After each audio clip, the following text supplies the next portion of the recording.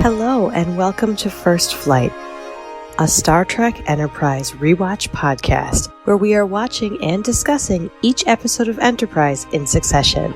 First Flight is a proud member of the Tricorder Transmissions Network.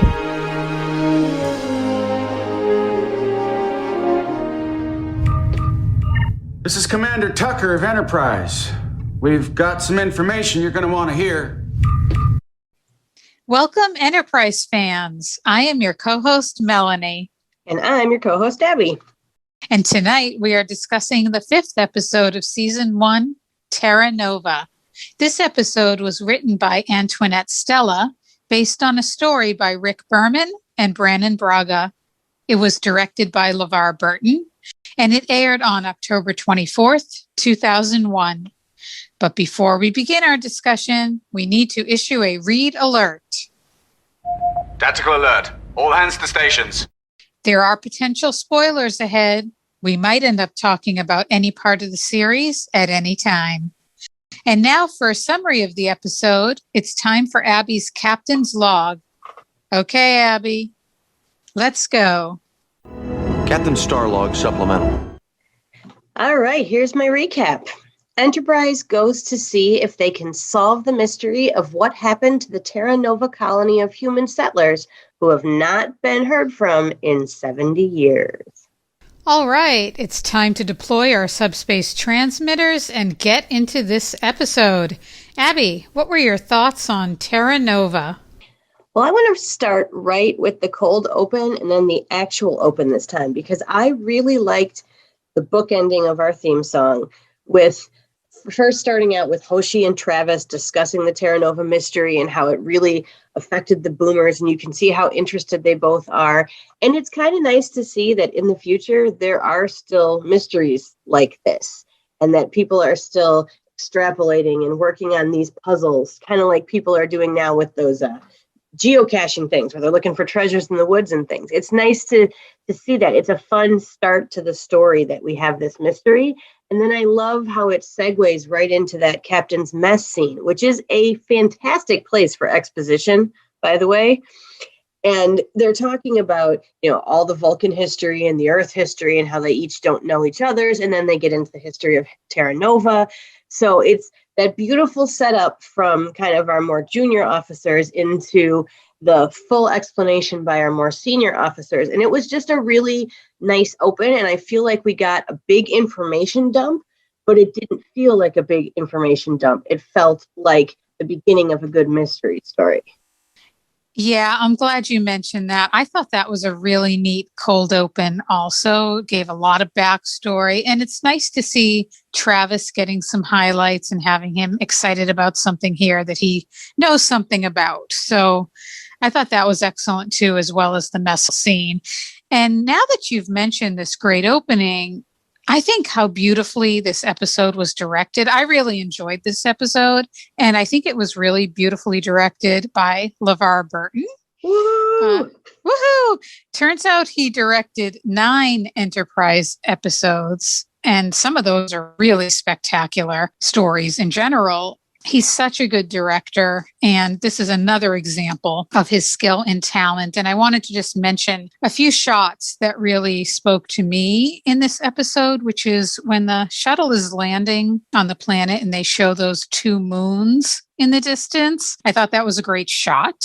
When Archer's trying to escape the cave at the beginning with Travis outside the cave, and you see that gunfire kind of sparking in the dark, that was really cool. Another shot that I really love is when Archer first sees the Novans and he's looking up at the ledge in the dark with his flashlight and you see just the faces. Yeah, the lighting on that is amazing. Yeah, and I thought that was such an effective shot. And when Malcolm is listening to the music being played on their instruments, and they have that beautiful scene with the music being played, and you kind of are seeing Malcolm's reactions to that. I thought that was a lovely shot also. So LeVar Burton is a darn good director, and Enterprise is lucky that they got him. I agree. I actually have written on my notes in front of me, one of my favorite moments here, a couple shots, are when they first walk to the colony site and there is an actual tumbleweed that goes behind them. And that just makes me laugh every time, because then the next shot is an upside down bike and you're seeing kind of up and through the bike as Malcolm is spinning the tire, and you hear that squeaky sound, and it just sets up that this is Ghost Town. I mean, there could not be more classic Ghost Town symbols and symbolism and shots than that. And that was so nice. And again, Enterprise is so interesting with how they color tone everything. And I feel like this first batch of directors really stuck with that. And it feels like continuity. Like inside the cave, you have that kind of dark but very black and white lit up lighting, or it's firelight flickering. Outside, it's that very dusty, deserty kind of feeling when they're walking through the town. Everything is kind of rusty and that kind of sepia tone. And then our ship is so clean and cold and grays and blues and sterile. It really helps with that contrast that we're looking at of all the different places and the two different cultures even. And I adore LeVar. So all praises heaped on him.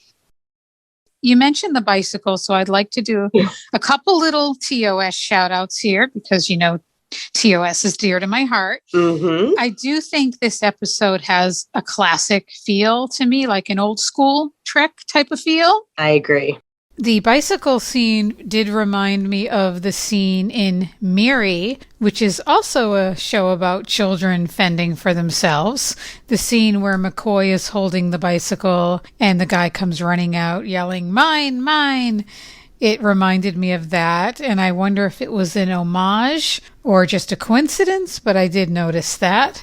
And also, whenever I see T'Pol look into that scanner viewfinder thing, it always reminds me of Spock and Sulu's console scanner scope devices, so that always warms my heart. Oh, I wrote down the same thing, and I added Hoshi putting her fingers on her earpiece as well, as just such a callback to Uhura and her listening to the communication. So those little touches are so beautifully done. Yes, absolutely. Hoshi's earpiece for sure. I really liked also the shout out to New Berlin and Utopia Planitia in the beginning there, because I love the continuity, and that was kind of cool to hear Archer discussing that. I agree. I just think there's some really great scenes in this episode. The whole opening from going down there to encountering the Novans to Malcolm. I really appreciate Malcolm in this episode. I think he's very charming. His personality shines through, and he has some great lines and characterization in this episode, such as, you know, perhaps I should go first, you know, taking his role as tactical officer very seriously, protecting Archer. Professional at every moment. Yes, absolutely. But then rolling with it and, you know, saying things like, fancy meeting you here, and I'll be all right. I'm just getting used to the place. Exactly. I really enjoyed Malcolm in this episode, and I'm glad that he got to be part of it and you know, got more to do in this one. Yeah, I have a whole chunk about my thoughts on Malcolm too, because a lot of times him being kind of stoic and off-putting is the way that his personality is written. And it's nice to see the little moments where it shines through and you see more of him in there. And I have to say, the first time I watched this through for this podcast, I'm watching him run through that stream chasing the Novan. And the first thing I can think of is, I really hope that he has very good waterproof boots, because soggy socks are really lousy. And then he's wet and he crawls through the dusty tunnel all wet. So, you know, he's kind of muddy and like gross. And then he gets shot in the leg. And so, I mean, he's looking at a possible osmotic eel therapy for some infection here, because really, not only did he get shot, but he had all those other things in there. And he's sitting around in wet, dirty, muddy pants that are covered in his own blood. And did he ever get the bathroom break? Like, he was down there for a while. I think he did want to see the lay of the land. He was looking for a tactical advantage, but I think he probably also had to go to the bathroom. So bravo, Malcolm. And he really shines in this episode, even though he's not in a lead role. And to see him talking to the Novans, and you can see the Starfleet right there that we don't have yet, but how he's interacting. And it's almost a first contact situation. Not quite, because they're human, but he's really trying to find inroads and trying to make a connection and choking down raw digger meat and complimenting his armor. And there's so many layers to him always trying to find a way to make this resolve peacefully, even though we know he loves shooting and blowing things up. That's not what he's trying to do. He's trying to avoid it, but he's ready to do it if he needs to. That is exactly what you want in a tactical officer. Yes, he stays positive. He tries to connect with the Novans and hangs in there till finally, he's like, I'm ready to get this bullet out of me. But he's just such an excellent officer and great part of the crew.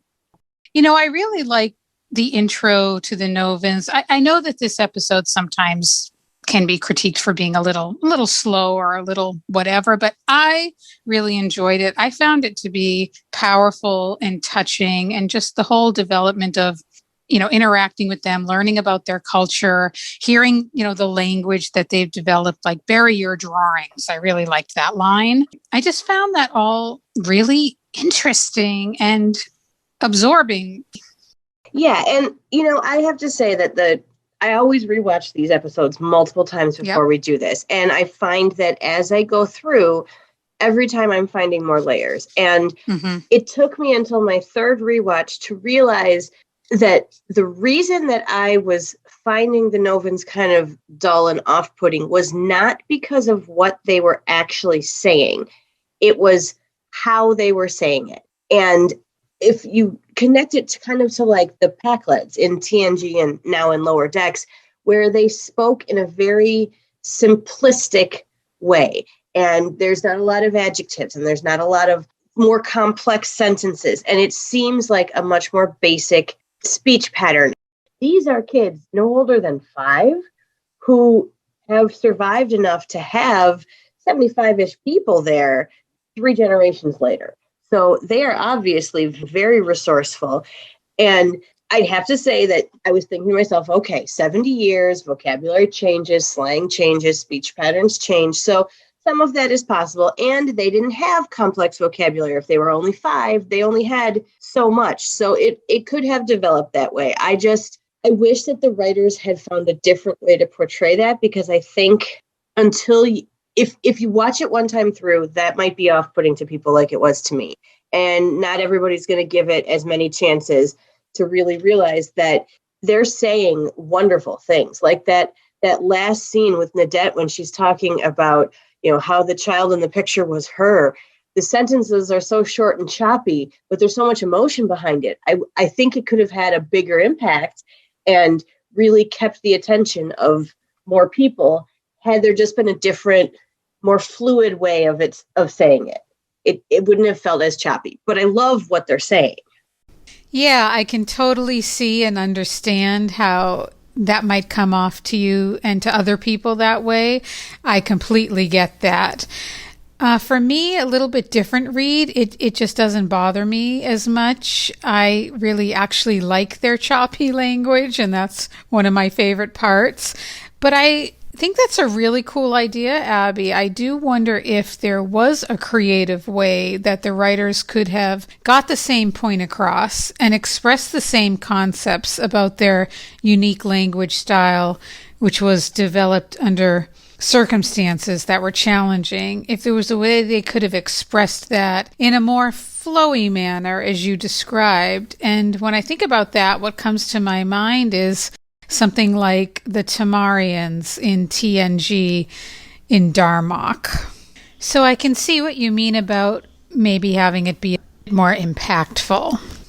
And when I think about those under 5-year-olds heading down to those tunnels, that's intriguing. As somebody who worked with the under 5 population for many, many years, I find this fascinating. It's an interesting proposal that they're proposing, thinking about these kids heading down there with no adult supervision whatsoever.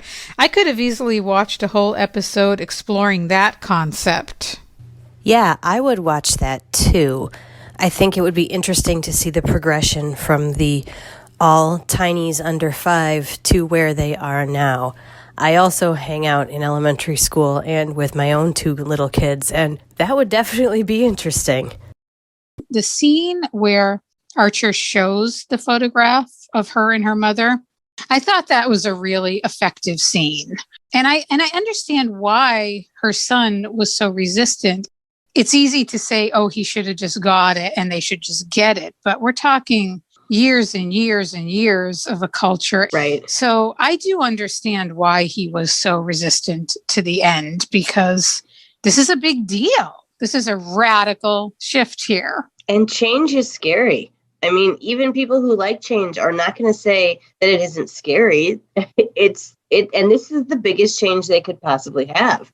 I mean, it's fundamentally changing their identity to themselves. So that's a lot. Absolutely. And I also really enjoyed how Phlox related to the Novans. From the very beginning, watching Archer put his hands up, Phlox is in a new situation here. Mm-hmm. And he's kind of having to roll with it also with all his knowledge and expertise of, I consider Phlox a people person. Agreed. So he's, using his skills here and figuring out, what to do and assessing their health and all of that. I really enjoyed Phlox in this episode as well. Yeah, I think it's really interesting to see him relating to these humans that are not the humans he's gotten to know. But because he knows the humans he's gotten to know, he knows how to relate to them in certain ways. And I really thought it was interesting that part of what ended up gaining the Novans' trust was the fact that Phlox and T'Pol were not human.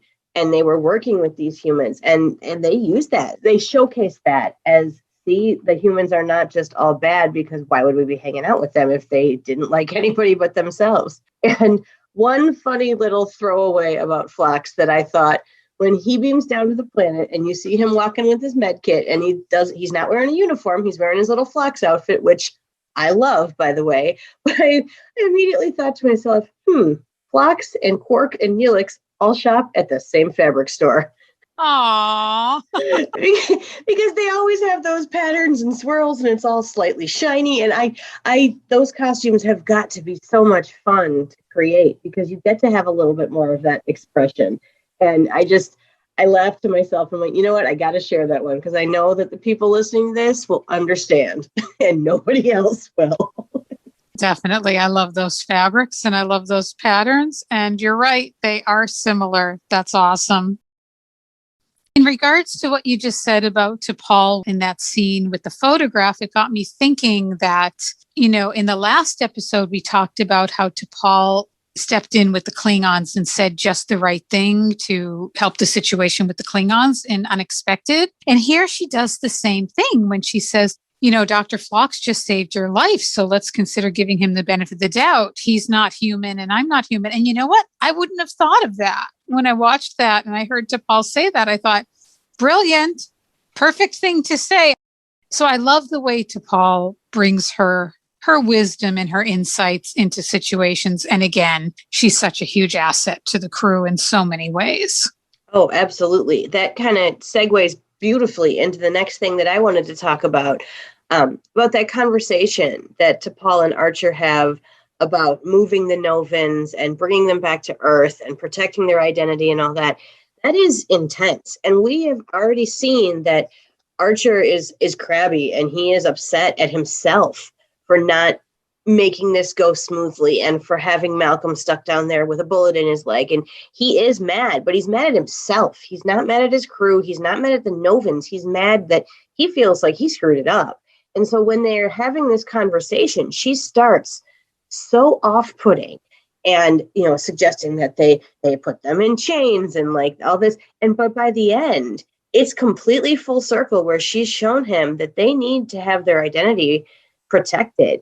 And he gets angry in there. But again, he's not angry at her. He's reacting to what she's saying, but he's angry because he feels like he's backed into a corner and he wants to do what he feels is right, but he's not seeing it from all the different angles. And she gives him the little push to have the idea for the solution, to look on this planet for a different place that hasn't been poisoned by the asteroid impact. And that is incredible. And T'Pol doesn't always have the most to say, but the things she says really distill the issues down to their essence. And what she says is very impactful and deliberate and important. And I think the writers understood that from the beginning. And it's really neat to see, like you said, this has happened twice now, the Klingons, and now here again with the Novans. And she knows exactly when to say what she's going to say to both the crew and to people outside of the crew for her crew. So this is that slow build we've been talking about in the past few episodes of them starting to trust each other and starting to lean on each other. And that is so neat to see. And while it's not, giant leaps forward for their relationships, it's getting there. And you can see that even in these two scenes we have in the captain's mess. It's much more comfortable than it was even an episode or two ago. And it's beautiful to see that character and all of our crew growing like that. Yeah, I completely agree with you. That's a fantastic scene. And this is why I love how much T'Pol and Archer complement each other, and why I'm so glad that T'Pol stayed on with the crew, because he needs her voice in his head. And she also learns from him as well. It goes both ways. Right. But I love to see them bouncing off of each other and doing what's best based on their back and forth. There's so much of this in Enterprise. And again, bringing her wisdom and her insight. And I do think Archer has good intentions. 100%. I think even though Archer goes back and forth between not wanting to move people forcibly, but also wanting to give them the best life he can in his eyes, not really realizing in that moment that what's best for them is their own culture. I do think that Archer has good intentions. And again, I like to see him go through this thought process, which also reminds me of the scene in Fight or Flight where he's thinking out loud. I like to see Archer thinking out loud. And I think there's some good writing here to watch how he wraps his mind around things, listens to T'Pol, and forms his opinion. It's really interesting to see how that works.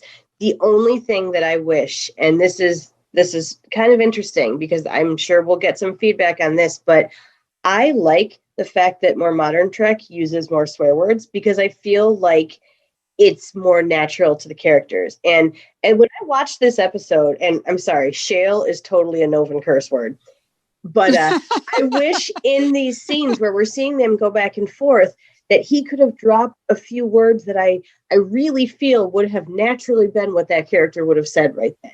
And we get a few here or there. This was 20 years ago. It was a huge thing to say damn or something like that on air. So I get that.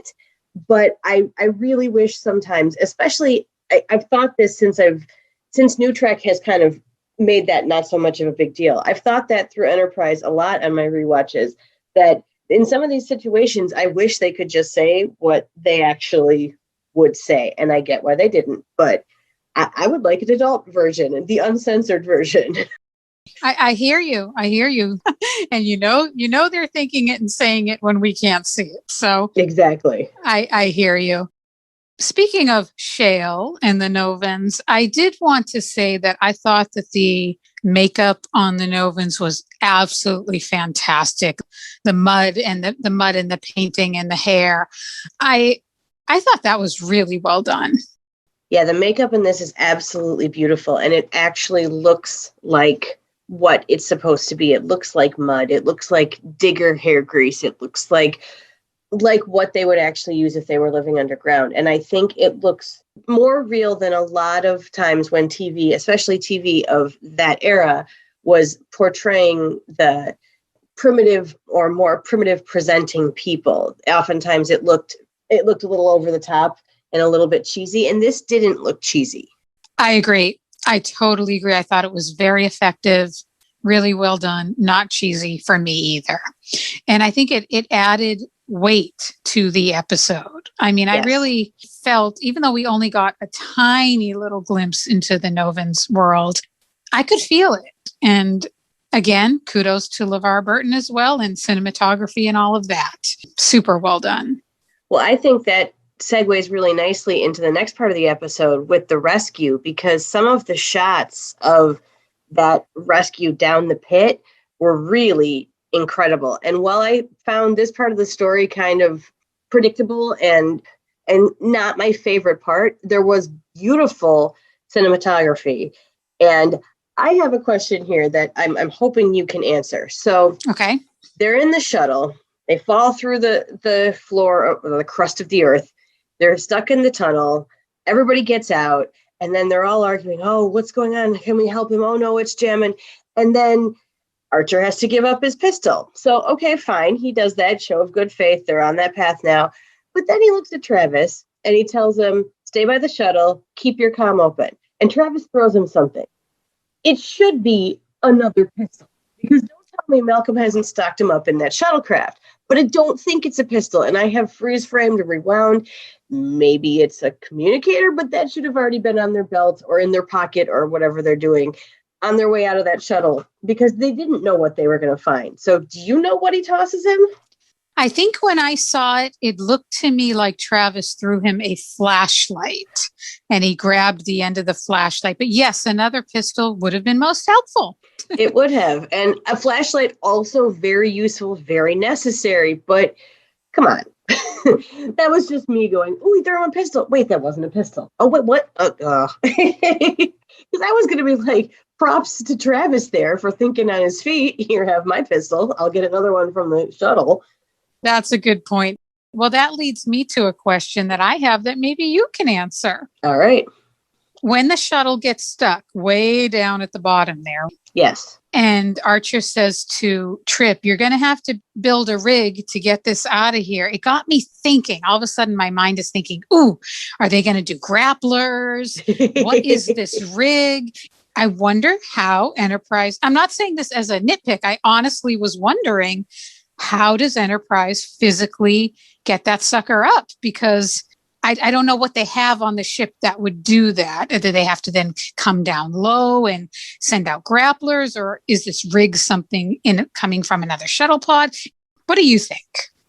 Well, this is before replicator technology on all of that. So I'm assuming they don't just carry around a whole bunch of like steel beams or whatever you need to make a rig. But I suppose they could repurpose things, but I kind of always thought that they were going to rig up like 2 other shuttlecraft and kind of like do the whole pull up and then pull out thing. But it also could be something that, you know, like they do the erector set in space. So. Right. I'm sure they have something. It just got me thinking about all different possibilities and I found it interesting. Yeah, for sure. My last thing that I wanted to bring up was the very last scene. And I love Travis and I love his enthusiasm, but he totally just got homework at the end. Archer just totally delegated his report like the book report at the end of, 3rd grade. And that just made me laugh because he was just like, yes, give me the homework. And that just filled my teacher heart with joy. But this enthusiastic student. And wow, did their dinner look good in that scene. I don't know if I was just hungry or what, but I'm watching going, man, I want to eat that. It looked like some sort of sushi and Asian thing. And I'm like, chef, bravo. I didn't notice the food. So now I definitely need to look at that. I agree. Travis got homework, but he seemed psyched about it. Yay. So he's going to enjoy doing that homework. Good for him. I hope it gets published around the galaxy. Yes, and good delegation for Archer there.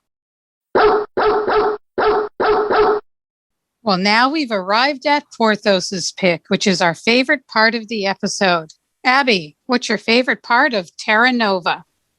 I have to say that one of the things that really stood out for me in this episode was the score.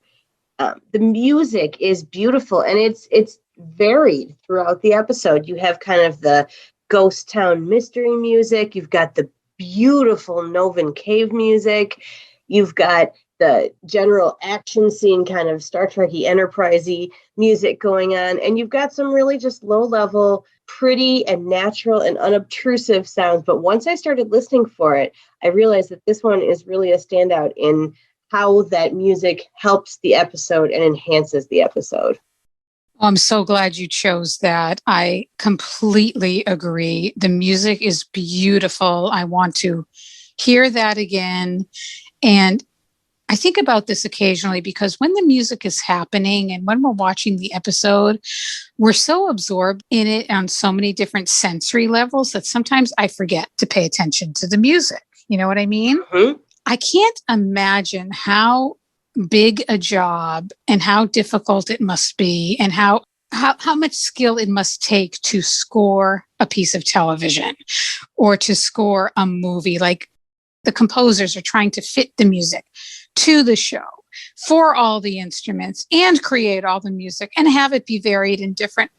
Scoring does not get the credit it deserves. No. Because it's such a huge part of the package. And so I'm really glad you brought that up. So my Porthos pick is the scene between T'Pol and Archer. That is my favorite part of the episode. I think there's some really excellent writing here. I feel like it was really powerful and moving for me. We've already talked about, what we liked about it and the thought process behind that. But I did want to share this one quote right now that I just love from that scene, which is when T'Pol says, "They've lived in those tunnels for 3 generations. You can't just pluck them up and bring them to a strange world and hope they'll learn to conform. You'd be destroying their identity, destroying the Novan culture." The way she delivers those lines is just really impactful. And that's definitely my favorite part of the piece. Yeah, props to Jolene Balak, who plays T'Pol, because she does so much with so little. Her facial expressions are micro expressions. The tone of her voice are tiny little changes. The emphasis that she puts on certain words, but it makes such a huge difference. So that is absolutely a perfect pick. And now it's time for the trivia portion of our podcast. Abby, what do you have for us about Terra Nova? Well, this is one of the things that I like about Trek, that they make connections and they keep as much continuity as any fictional TV show can do over the course of many decades. And at the very end of this episode, Travis is mentioning the mystery of Amelia Earhart as one of the great unsolved mysteries. And we know that this mystery is actually solved 220 years later by the USS Voyager crew in the episode The 37. So just a nice little shout out to their sister show there. I love that. And I am a huge fan of the 37s. I know we're not a Voyager podcast, but I'm just going to put it right out there that I love that episode. And yes, hearing Travis mention her and tying that together was super cool. What's your trivia this time? My trivia is that I learned that there are 14 Star Trek episodes across the franchise that derive their titles from Latin. And this is one of them, meaning New Earth. And there are 14 episodes in total. So I thought that was interesting. And I just want to throw one other tiny trivia out there that I forgot to mention during our analysis of the episode, which is this is the first time in Enterprise that Phlox's species name is mentioned. Yep, I saw that too, or heard that too, I guess. Denobulans! Woohoo! Hopefully we'll see more of them soon. Transfer of data is complete. Well, we've arrived at our Vulcan's verdict. On a scale of 1 to 10 grapplers, how do you rate this episode, Abby?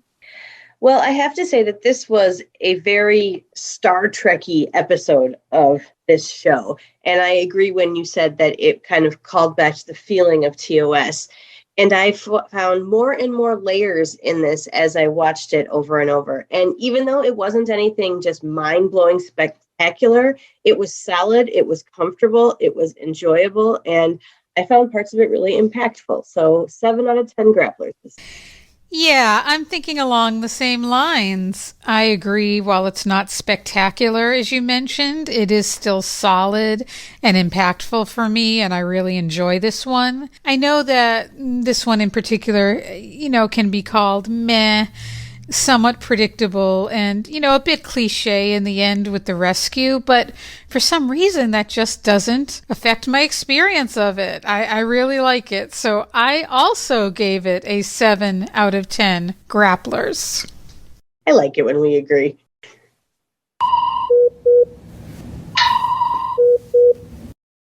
And now for a new portion of our show. We have encouraged our listeners to share their Porthos picks and their Grappler ratings with us, and we thank you for your contributions. So now it's time for Daniel to send us back in the timeline so we can share some of your picks. Abby, what do you have for us? All right. Well, I've got 2 for us tonight. 1 Porthos pick and 1 Grappler rating. So the first one was about episode 3, Strange New World, and it's from our friend Noelle Read Alert at Coffee Noel, I think is how they say it. Coffee NOL, kind of like Noelle. And she said her Porthos pick is the whole landing scene. Porthos bounding out of the shuttle, everyone taking pictures. They're almost all geeking out in the most endearing and relatable way, and I love it. So do we, Noelle. And my second one I have from our last episode, episode 4, Unexpected. And this is from Peter Trek 1, who is at Peter Trek 1. And he said, I just finished listening to your podcast on Unexpected, and I agree with you. I found the first half of the episode much better than the last half. It was interesting for us to see an early example of holodeck technology. I found the second half less interesting as it turned comical. I found Archer's handling of the situation with Trip in particular out of character. He would be more serious and understanding. I would give this episode 5 out of 10 grapplers. So you agreed with me there, Peter. We're on the same page. We are so thrilled to be getting communications from people who are listening to us, and we strongly encourage you to send these in, and maybe you'll be featured on our podcast. Okay, cool. Thank you, Noelle and Peter. And if you'd like to join in on the conversation or also share your picks or thoughts, you can reach us at First Flight Pod on Twitter and Instagram. What's the best way to reach you, Abby? Best way to get me is at Abby M. Sommer, SOMMER on Twitter. We want to thank you for spending this time with us, and we hope you'll join us next time when we will discuss Season 1, Episode 6, The Andorian Incident.